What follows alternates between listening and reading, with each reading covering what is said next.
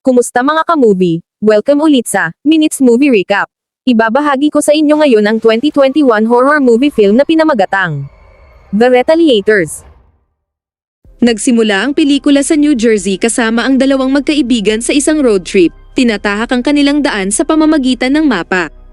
Maya-maya, napilitan silang huminto sa gitna ng kakahuyan dahil sa pumutok na gulong. Ang isa sa kanila ay lumabas upang ayusin ito, habang ang isa naman ay nagpapahinga sa loob ng sasakyan. Ngunit pagkatapos, isang misteryosong figura ang nakatago sa background, at bigla siyang hinila tungo sa kakahuyan. Walang kamalay-malay ang babae sa loob, at nang subukan nitong tawagin ang kanyang kaibigan, napansin niyang may papalapit sa van. Agad siyang napasigaw ng mapagtanto niyang mukhang zombie ang hitsura ng tao. Sa kabutihang palad, may mabilis na tumalon at pinugutan ng mukhang zombie bago buksan ang pinto sa likod ng van para iligtas ang dalaga, ngunit may bigla ding humila sa lalaki. Samantala mas maraming mala-zombie pa ang nagsimulang dumagsa sa kotse at pinatay ang babae sa loob.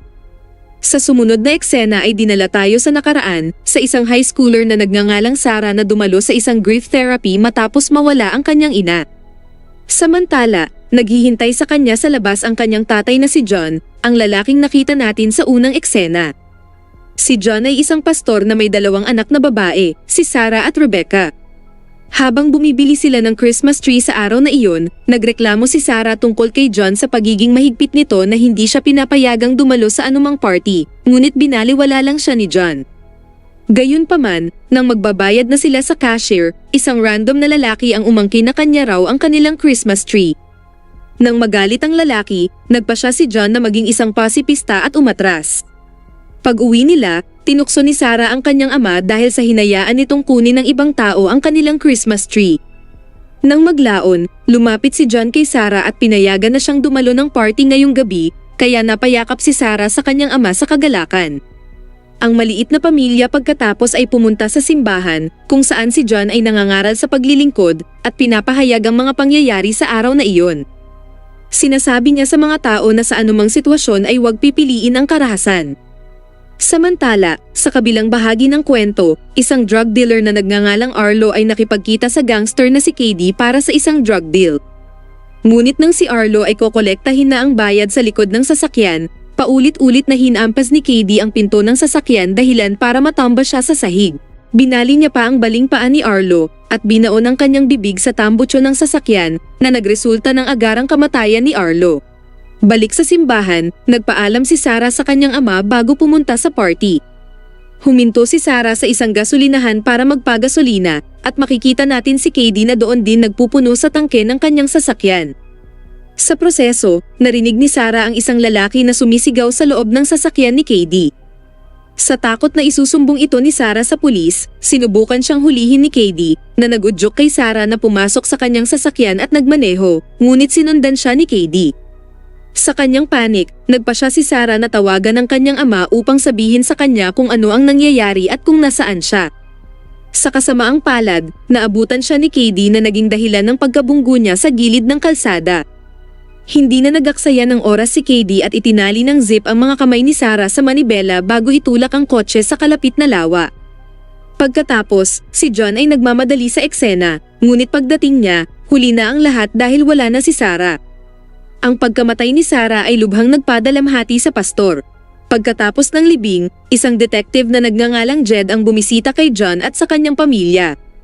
Sinabi ni Jed kay John na hindi ito kaso ng road rage dahil natagpuan nila ang bangkay ni Sarah na nakazip ang mga kamay sa manibela at ipinangako niya sa nagdadalamhating si John na gagawin niya ang lahat para hanapin kung sino ang gumawa nito.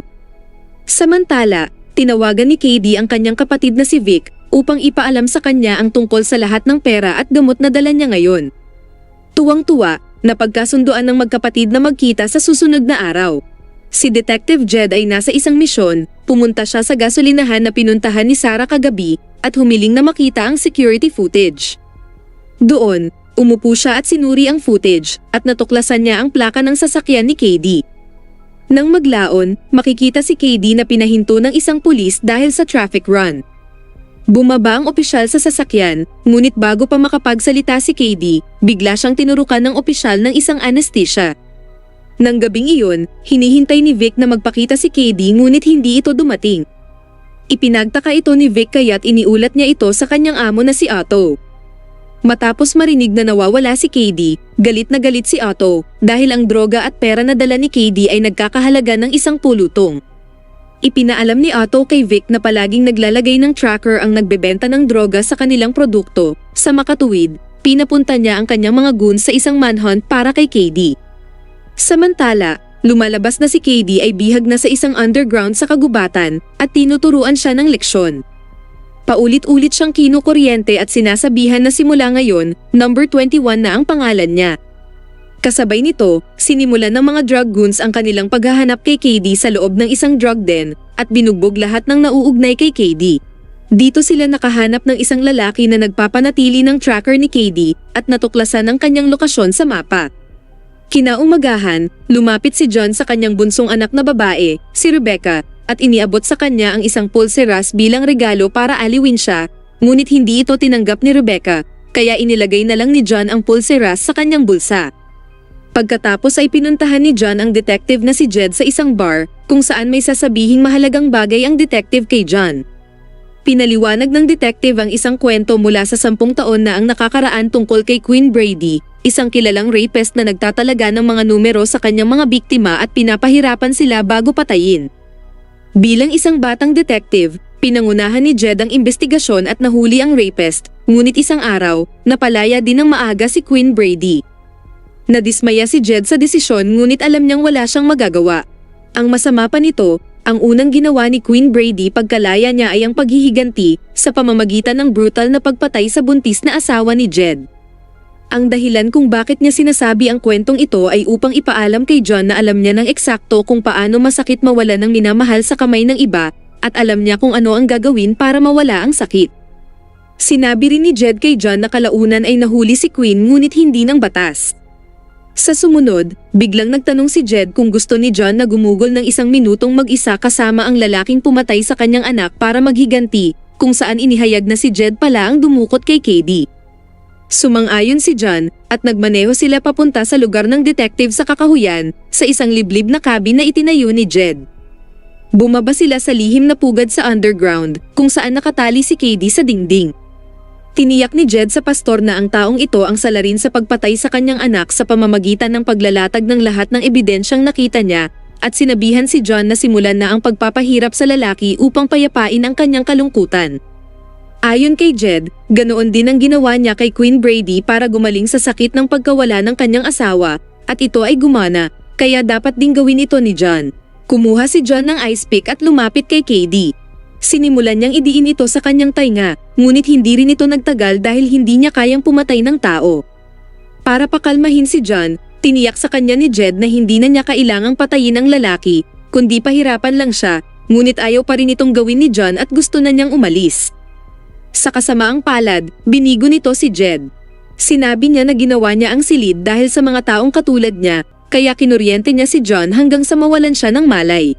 Nang maglaon, nagising si John na naka-wheelchair sa ibang kwarto, kung saan pinakita pa ni Jed ang isa pang hostage na inilagay niya sa loob ng isang kabaong.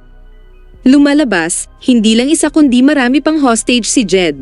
Sa paglipas ng mga taon, nanghuhuli siya ng mga pedophile, rapist, at mga mamamatay tao, at pinapalitan niya ang pangalan ng mga ito ng numero, at inaanyayahan ang mga naagrabyado na pahirapan ang mga taong ito hanggang sa humantong sila sa kabaliwan.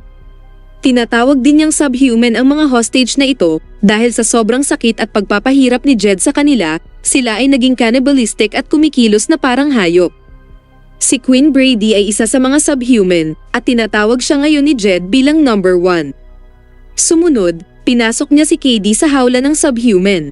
Samantala sa ibabaw, dumating ang mga drug goons sa liblib na cabin na hinahanap si KD. Sa utos ni Jed, sinimulang salakayin ng mga subhuman si KD habang si John ay napilitang manood. Sinamantala ni John ang kaguluhan para makalaya at magtago bago pa mapansin ni Jed na nakatakas si John. Nagsimula siyang tumakbo sa pasukan, ngunit hindi nagtagal ay naabutan niya si Vic at kanyang mga goons. Samantala, ibinigay ni John sa mga subhuman ang susi upang buksan ang hawla at palayain ang kanilang mga sarili.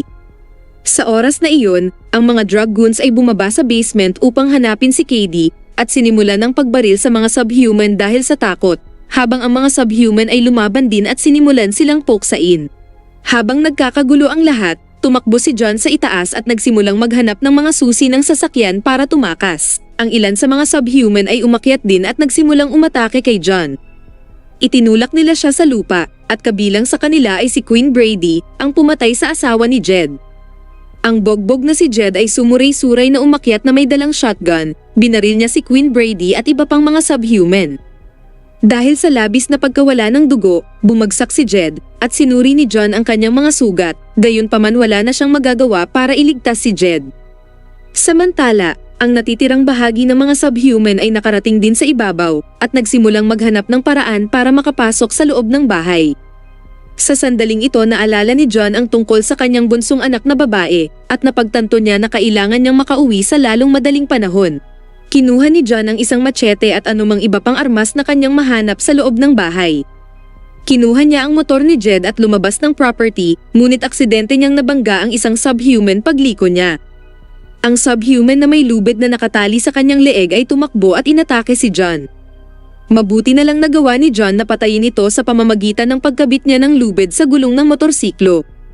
Ngunit hindi pa dito nagtatapos nang may isa pang tumalon sa kanya at napilitan siyang laslasin ang lalamunan ng subhuman. Ang kasunod na nakaharap niya ay may dalang pala at sinubukang bugbugin si John nito, kaya't inihampas niya ang machete para putulin ang kanyang mga paa at sinaksak ito sa dibdib. Ngunit bigla na lang,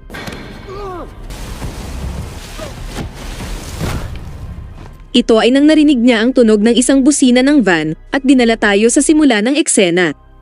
Sa pagtatangkang iligtas ang batang babae sa van, sinagip siya ni John sa pamamagitan ng pagputol ng ulo ng isa pang subhuman.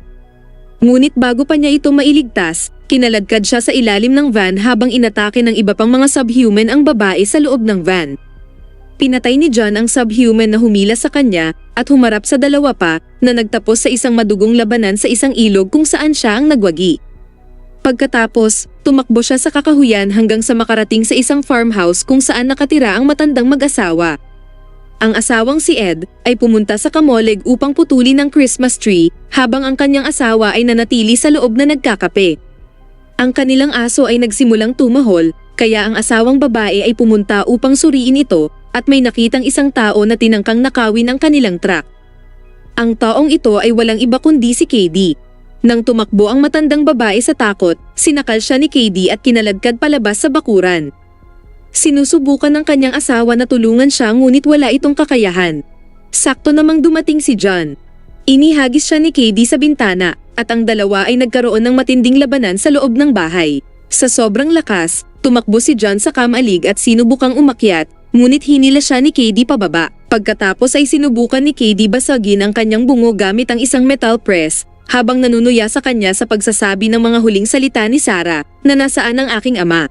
Habang nasasaktan, nagsimulang sumipa si John sa kahit saan, at hindi sinasadyang nabuksan nito ang shredder, sabay abot sa bulsa na naglalaman ng bracelet ni Rebecca at ginamit ito para saksakin si KD sa mata pagkatapos pinalaya ang sarili mula sa metal press. Habang pilit na inaalis ni KD ang bracelet sa kanyang mata, hinampas siya ni John sa shredder, kung saan si KD ay dahan-dahang hinigop at ginutay-gutay hanggang sa mamatay. Pagkatapos pinulot ni John ang bracelet. Sa sumunod na eksena ay itinatampok si John na dumalo sa isang grief counseling na madalas daluhan ng kanyang anak dati. Ibinahagi niya ang kanyang damdamin sa grupo at inaliw siya ng mga ito sa kanilang mabubuting salita. Lumipas ang ilang oras at tila mas gumanda ang kanyang kalooban. Sa panahon ng paglilingkod, nagbasa siya ng isang talata sa Biblia tungkol sa kung paano ang Diyos ay isang baluti na makakatulong sa iyong depensahan mo ang iyong sarili. Pagkatapos ng serbisyo, dinala niya ang kanyang anak na si Rebecca para sa pagsasanay sa softball, nang ang isang lalaki ay dumating at pinalayas siya sa arena dahil gusto niyang gamitin ito. Nang makita ito ni John, hinarap niya ang lalaki at hiniling sa kanya ng mga tuwiran, ngunit sa halip ininsulto pa siya ng lalaki. Hindi tulad sa simula ng pelikula, pinanindigan na ngayon ni John ang kanyang sarili at ang kanyang pamilya. Dito nagtatapos ang ating kwento. Sana ang ilang minutong pagbuod ng pelikula ay nagbibigay sa inyo ng saya. Huwag niyo kalimutang mag-subscribe, like, share at pindutin na rin ang bell button upang lagi kayong updated sa bago nating palabas. Thank you for watching.